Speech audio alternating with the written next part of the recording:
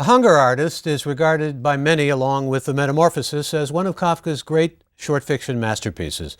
Clearly one of the last century's most influential writers of fiction, Kafka was born in 1883 into a middle-class Jewish family in Prague, then part of the Austro-Hungarian Empire. Only a few of his stories and none of his fragmentary novels were published during his lifetime, and though he gave every outward indication that he did not want them ever to be published, this was not the case with A Hunger Artist, which was written and published in a collection of that title near the end of Kafka's life in 1924, when he was dying of tuberculosis. He actually died of starvation from a throat condition caused by the tuberculosis, which made eating too painful. Intravenous feeding did not exist then. Kafka's sad and tormented life and shards or elements of it are embedded in this tale. His life in many ways was a life of trying to please his father, which for him was insatiable, unrealizable. It was like trying to get recognition from God, and reflected in this story in the insatiability that drives the Hunger Artist. The tortured relationship between Kafka and his father, Hermann Kafka, who was a shopkeeper, is revealed in what we know of Kafka's life from his biographers, but also reflected in the singularly autobiographic work of Kafka's Letter to My Father, as well as in his highly regarded and widely read and taught story about Gregor Samsa, that young man who wakes up as a cockroach in The Metamorphosis, which was written in 1915. Kafka's most famous novels, The Trial and The Castle, also dramatize fruitless and futile quests to understand higher authorities that can be seen as tied to trying to find links to distant patriarchic authority or even to a more distant God. A strongly self-identifying Jew, Kafka gives us A Hunger Artist, a story about seeking spiritual fulfillment and artistic fulfillment, and also a story about the nature of suffering. One can see in the story the tedious, repetitive work of a bureaucratic civil servant, claim investigator, which was what Kafka was for many years. Though he was a law graduate and the inventor of the first civilian hard hat, Kafka worked for a year for an Italian insurance company, and then for a number of years for a Bohemian workers' accident insurance claim company. The work, though by any standards boring, was nevertheless work that Kafka performed from all that we know with dedication and excellence. But Kafka also was an artist, a literary artist. And there are stories about Kafka that appear in his biographies and that are told about how he said that he would like to spend really, or could spend, the rest of his life or eternity just alone with his work. That feeling of isolation, despite the fact that there were friends, there were women, there were a number of women in his life and so forth, but that feeling of needing to be isolated, of being committed to his art, of being in some ways consumed by his art, with an emphasis on consumption, both in its tubercular as well as its eating meanings, was really what Kafka's life as an artist was about. And when he wrote this story, his tuberculosis was advancing. He was in fact suffering depression after a 4-week vacation from Prague that had been prescribed by his doctor. He was unable to eat. Though dying of tuberculosis, he was writing away while literally starving to death. And according to his biographers, he actually sobbed after writing this story, A Hunger Artist. One of Kafka's most famous aphorisms about literature was that it can be an axe for the frozen sea within us. Though Max Brod, who was his close friend and his biographer, said that Kafka often laughed when reading stories, and there's also, despite all of its painful motifs, dark humor and satire in A Hunger Artist. A good example of that dark humor comes early on. And by the way, when I speak of dark humor, I'm speaking of a kind of humor that's associated with a lot of American writers like Nathaniel West and later on Thomas Pynchon or Kurt Vonnegut. It's in the fact early on in A Hunger Artist that there are permanent watchers who watch this man who's literally starving himself as a performance art, and they're selected by the public, and they're mostly butchers. Well, the ending with the overseer is another example. The Hunger Artist is saying, "Forgive me," and importuning the overseer to forgive him, and the overseer thinks this guy is nuts, he's out of his mind. The Hunger Artist then says, "Don't admire me." He admits he couldn't find any food that he really liked. There's really a lot of levity in this, or humor, even though it's dark humor, even though it's macabre. There's also satire of artists. I mean, starving artists is a cliche. Think of all those artists like Kafka who would ultimately give up just about everything for their art. And this is a guy who gives up everything for his art, but his art happens to be starving. And it's also a satire in the fact that the poor Hunger Artist feels that nobody really understands the nature of his art, understands what drives him. They think, in fact, that he's not really starving himself. They think he's cheating, or he's sneaking food, or taking food on the sly, all of those kinds of things. And it bothers him. And it bothers him that the world hasn't given him the recognition that he feels he deserves, that he can't break the records. We'll talk about all that, because he's establishing himself, or wants to establish himself, as the greatest hunger artist. And so we get a parody in some ways, or a satire, of all those artists who feel that they're not understood by the world, that the world doesn't appreciate their art, that they aren't given or accorded the kind of respect that they feel their commitment to their art and all that they give to their art should result in. There's a dene in this story. That's the given of the story. We speak of a dene as like a man wakes up and he's a cockroach. Well, here it's not quite so supernatural or beyond belief. It's within an alternate history. We accept, and I'll read the opening in just a moment, we accept the fact that there were hunger artists. It's established as real for us, just like Gregor Samsa waking up as a cockroach. It's not nearly as fantastical, but nevertheless, we're told by the omniscient narrator that hunger artists existed, that they went through a cycle of being highly popular, and then suffering a loss or a decline of public interest and loss of popularity. During these last decades, the interest in professional fasting has markedly diminished. It used to pay very well to stage such great performances under one's own management, but today that is quite impossible. We live in a different world now. And Kafka could be saying that with a great deal of weight in so many ways, but he's saying it here about professional fasting, which never really existed. At one time, the whole town took a lively interest in the hunger artist. From day to day of his fast, the excitement mounted. Everybody wanted to see him at least once a day. There were people who bought season tickets for the last few days and sat from morning till night in front of his small barred cage. Well, Kafka is setting a scene here by making it seem utterly real that this kind of performance art, starvation, hunger artistry, existed. And making it utterly real that the world has changed because it doesn't exist anymore. It's not as popular as it once was. Went from being very popular to being not popular and really probably not existing at all anymore. Beginning at the end of the 18th century with Goethe, Johann von Goethe, and flowering throughout the 19th, the German novella was all over the German-speaking world. Realistic stories that were based on single events, or what has been described as an unheard of event that has occurred. That was a preeminent fictional form in German literature, and Kafka was certainly influenced by it. Though the hunger artist deviates from the usual German novella standard of action being confined to a single central event, the realism of the genre and its emphasis on everything in the fiction changing with a turning point can be seen in the fortunes of the hunger artist. His fortunes change, they change irrevocably. The art of fasting suddenly loses its currency and popularity, and that's the turning point in the story. During the time of its popularity in the story, there is an elaborate ritual for the hunger artist. He fasts for 40 days, and this is set up by the impresario, by his manager. Actually, he would love to go on fasting longer than 40 days, but the irony is that the impresario believes that you're going to have 40 days of fasting because people won't believe otherwise that he's actually done the fasting.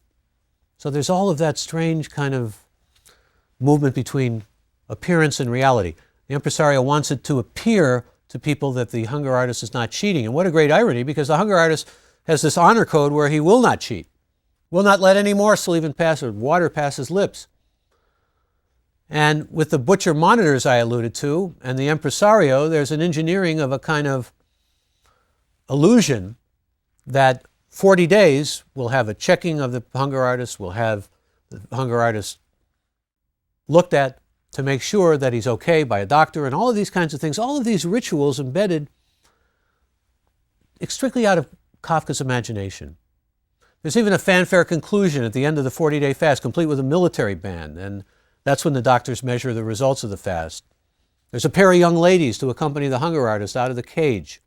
We learn that this particular hunger artist is constantly suspected of cheating, but ironically feels he's being cheated out of his desire to keep on fasting beyond the 40-day limit, whereupon he's forced to eat in a public display. After hunger artistry falls out of favor, he signs on to be part of a circus, and his cage is placed at the end of where throngs go to see various animals. And they don't go to see him. In fact, they often go right past him, or they stop there mainly out of nostalgia. A father telling his son or his daughter, this was something that I saw as a kid, a hunger artist, used to be popular. He goes on fasting alone, utterly isolated, until one day, one of the circus overseers sees what looks like a perfectly good empty cage, only to be informed that the hunger artist is in it. Pokes around in the straw. Hunger artist is found. That's when he asks for forgiveness, admitting that he couldn't help fasting because he was unable to find any food that he liked. And they take him away, corpse, and in his cage they put a panther. Well, translated sometimes as just a number of big cats, a leopard, jaguar. It doesn't really matter, but in the Willa and Edwin Muir, the most famous translation, it's a panther.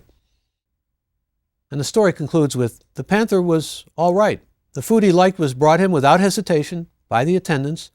He seemed not even to miss his freedom, his noble body, furnished almost to the bursting point with all that it needed, seemed to carry freedom around with it too.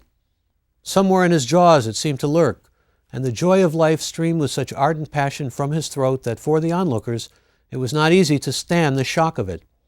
But they braced themselves, crowded around the cage, and did not want ever to move away. And that last imagery of this large cat, full of life, full of joie de vivre, full of the joy of life, eager to eat and so forth, is of course the antithesis of the suffering artist, of the hunger artist, committed to his art, committed to starving himself, depriving himself, giving up life itself for his art, which in so many ways tells us so much about Franz Kafka. There are details in the story of a profession that did not exist. It's made out of whole cloth by Kafka. And yet it reflects so much of Kafka's inner life. And we also even have the ritual, the showmanship, the 40-day periodicity, reminiscent of Noah, the black leotard that the hunger artist wears. There's a lavish breakfast after the 40 days that the hunger artist pays for. And there's a band, and there's hoopla, and there are these escorting ladies whom I alluded to who seem friendly to the hunger artist, but we are told in reality are cruel.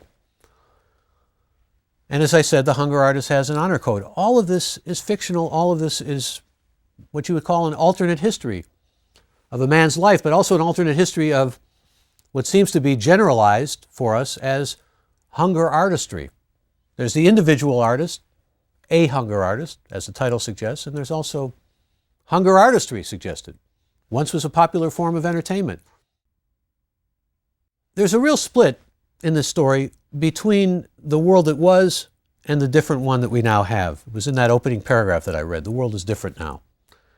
And it's highly suggestive to us of an allegorical level in the story of a move from, well, the world that Kafka lived in and the breaking up of the Austro-Hungarian Empire to modernity and modernism.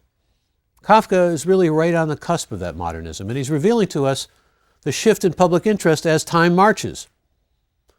And there's a sense perhaps of almost a kind of indictment of that fickleness of public interest, or perhaps indictment is too strong a word, because Kafka in this story is not necessarily moralizing, but it's a recognition that the public interest can change overnight, just as it does for hunger artistry. Hunger artists lose their popularity, the public reveals its fickleness as revulsion to professional fasting sets in, and there's not even any accounting for it. And why is it that one form of literary art, one form of the short story can be popular, one writer can be popular, and then suddenly that popularity wanes or it disappears, and it can disappear for no reason at all? And so the hunger artist becomes a circus display, which also reveals something about the loss of public interest. He becomes largely a figure, as I said, of nostalgia for those who recall him during his prominent, famous showcase days.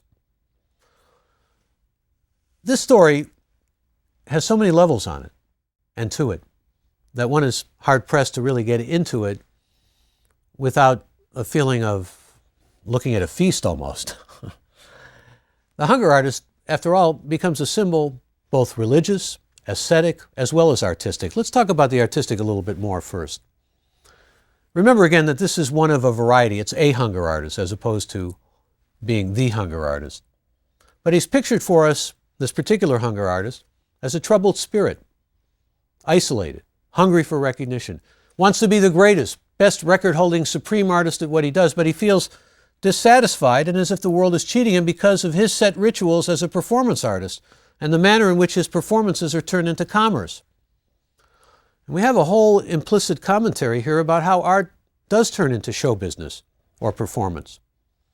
We see in Kafka, as we did in Henry James, a concern about the nature of art and the role of the artist with respect to commerce and to the aspirations beyond the commercial of creating true art, or what seems to the artist to be true art.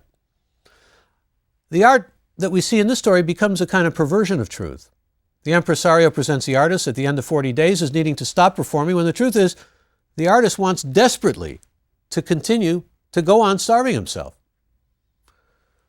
There's also in the story a kind of division between body and soul. The artist is famished for starvation. What a wonderful paradox. Think about that. He's famished, hungry, at his wit's end to starve himself. It's highly suggestive of the need and the pathology of keeping the flesh down in order to lift or elevate the spirit or the soul. It's what ascetics, monks, men of religion, both East and West, have always done. The necessity of bringing up their spirit or their soul through essentially keeping the flesh and the needs of the flesh and the desires of the flesh, like the flesh that the big cat eats at the end, under control. Fasting. Fasting's always been associated, in fact, with the monastic life or with the religious life, the ascetic life. So you've got the aesthetic and the ascetic. And the artist is contrasted by Kafka to the hunger for life that pulsates in that panther. This particular artist, or hunger artist, starving artist. It's emblematic, when we see that panther or leopard in some translations, of our animality, of our ontology, that is, our being, as opposed to what we imagine perhaps our souls to be.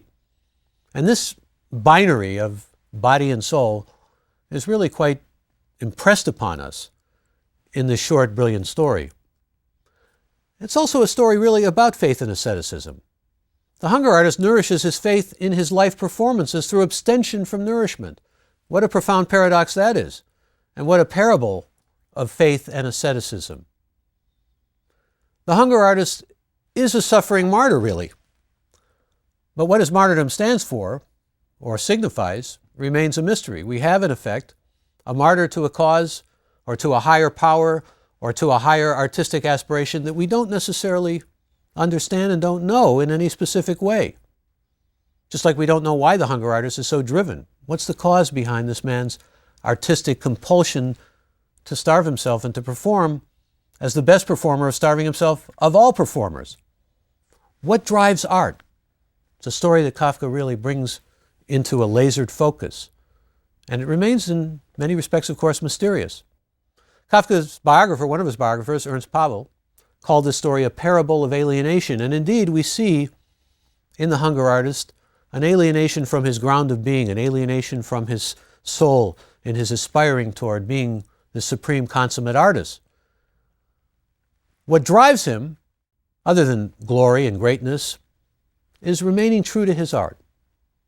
Though paradoxically, we discover at story's end, and this is, again, something that in some ways is unmistakably humorous, in a dark way to be sure, he couldn't find any food that he liked. His asceticism may be more connected to being a picky eater. So that's an easy assumption, but that seems to be at least part of it, a big part of it. At least that's what he says. He gives his reasons. Couldn't find any food that I really liked. Among all of those who observe the hunger artist at the peak of his popularity, he is the only one dissatisfied with the proceedings. He stands alone, literally, against the world in this alienation. And where does he wind up? He winds up in the circus. He's driven to perform even as his art has fallen into decline, even as it doesn't have public recognition. He still has to go on performing. This, again, I think really reflects for us Kafka the man, but it's also Kafka creating an alter ego for himself and fusing it into fiction and bringing his imagination to bear and creating this whole alternate world of the hunger artist. No longer with the impresario, his manager, he signs on with the circus, and in order to spare his own feelings, he avoids reading the conditions of his contract. Clearly they're getting him for a paltry sum. Clearly he's fallen from this high place of fame and adulation. And clearly he's a has-been. But he still goes on with his art. He still continues to starve himself. And in fact, now that he's alone in a cage with just straw and a cage that's not really attended to and that everybody doesn't look at because they're more interested in the animals, or if they look at, they really don't look at with much interest. In fact, as the story progresses, they used to put the days up, the number of days that the man fasted, and it stays the same, and nobody even bothers to change it anymore, just like nobody bothers to change the cage. And so when they find him, he's underneath all that straw, and he's obviously skin and bones, literally, emaciated. And one associates the hunger artist, when he's in the circus in the end, with bread and circuses, the phrase right out of Juvenal's satire of that decadent Roman Empire, and the popular debasement of entertainment for the masses. He's there in the circus because the circus can include all kinds of different entertainment. The circus has all kinds of variety. But people forget about him. He's alone. And yet he's able to go on fasting and go on fasting, and he even loses track of the number of days. He doesn't even know how long he's fasted. Placed next to the menagerie of animals, it's ironically the geography of his cage that draws crowds, because that's where he is, near the animals. People are interested in seeing the animals, so they go right by him. He's a relic of the past. Reminds me in some ways of the great Joe Louis, world heavyweight boxing champion, who at the end of his career was a greeter and a doorman at Caesar's Palace in Las Vegas. I know that's a difficult analogy in some ways, but in some ways it really works. There's a kind of circus feeling to Caesar's Palace. And if you walked in and you saw Joe Louis and you were a young person and you didn't know how great he was and you didn't know how marvelous he was in the ring, it meant very little to you, if anything at all. You just saw him as another doorman, just like people would go by and just see this as another cage. In the last scene with the overseer, the hunger artist is in his circus cage, and he reveals with his last lines the essential paradox of his life and of all really that had driven him. How he wanted to be admired, but felt he shouldn't be because he was unable not to fast and couldn't find the food he liked. And there again is not only the revelation that he couldn't find the food he liked, but he couldn't not fast. There is built into that something really quite significant that Kafka's saying about what drives an artist to create. Nobody's guaranteeing an artist that they're going to get the recognition, the glory, the adulation, or even the monetary commercial success that perhaps they feel might be deserving if they are completely devoted to their art. There's no correlation between those two. But the point is that real artists, and the hunger artist is a real artists are driven by forces that they don't even understand. He couldn't not fast. And he apparently is able briefly to eclipse all records when he's in the circus. And this is the sadness of his story in so many ways. He can keep on fasting and fasting and fasting, but no one knows and no one cares. And to a great extent, he even loses track of the number of days he's fasted. He even can't keep track anymore. This story works on so many levels. It's one of those stories that's a testament to Kafka's genius. And I should mention that it has an extraordinary power to it that you can find even more in the original German. It's perfect in many ways, or as close to perfect as you can find, as far as craft and profound ambiguity. It's allegorical. It has strengths and dreamlike or surreal effects and multivalent portrayals of the human condition that really expand and ripple out in so many directions. I hesitate to use the word perfect because, to some extent, of course, the hunger artist is striving for perfection. I'm reminded of an interview I once did with the actor, you'd say actress, some of you, Isabella Rossellini, who talked about working with Martin Scorsese. And Martin Scorsese had made a piece of a film that he was working on with her that he felt was perfect, and therefore he had to do away with it. You can't create perfect art. Art has to have some flaws to it, is the lesson in that little story. And Kafka is giving us a number of lessons here as well, built into this story, about art and commerce, about aspiring to great art, about what motivates that aspiration. And maybe there can't be true art any more than there can be this true sense of spirituality through the flagellation and deprivation of the flesh, or anything true and absolute. But if one is driven by the absolute, or toward the absolute, one has desires or hungers in life, particularly in self-expression or in the hunger for receiving recognition, can they ever really be satisfied? I'm not saying that Kafka is giving us a sermon. I'm saying that Kafka is raising these kinds of questions in the story because I believe he is. And Kafka, perhaps more than any single writer during the 20th century, understood deeply and profoundly and keenly the isolation and angst, not only of the artist, but it seems to me, and it's one of the reasons for his greatness, of the human condition, of what I alluded to before as that ontological alienation, and also the nature of asceticism or of a quest for a higher and more transcendent reality, a spiritual quest, a quest for recognition from one's father when one's father is not willing to give one recognition. That father can be the Father who is divine in heaven as well. Kafka was in so many ways a prophet, not only of the atrocities of the Second World War, but also of existential thinking that would follow soon after that. Had Kafka lived, he, like his three sisters and their families, would have perished in a Nazi concentration camp.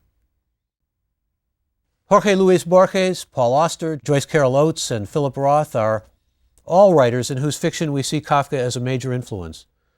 In fact, one of Roth's stories has Kafka as a character living in America, teaching Hebrew school. And Kafka actually wrote a novel called America, with a K. Some of you remember in the 60s that there were radicals who thought it fashionable to talk about America with a K. They were thinking about Kafka. There was also, by the way, a little button that was popular in the 60s that said Kafka was a kvetch. Kvetch is a Yiddish word for someone who complains too much. There was also one that said Proust was a yenta, which is essentially a gossiper about the great Marcel Proust. But Kafka was more than a complainer.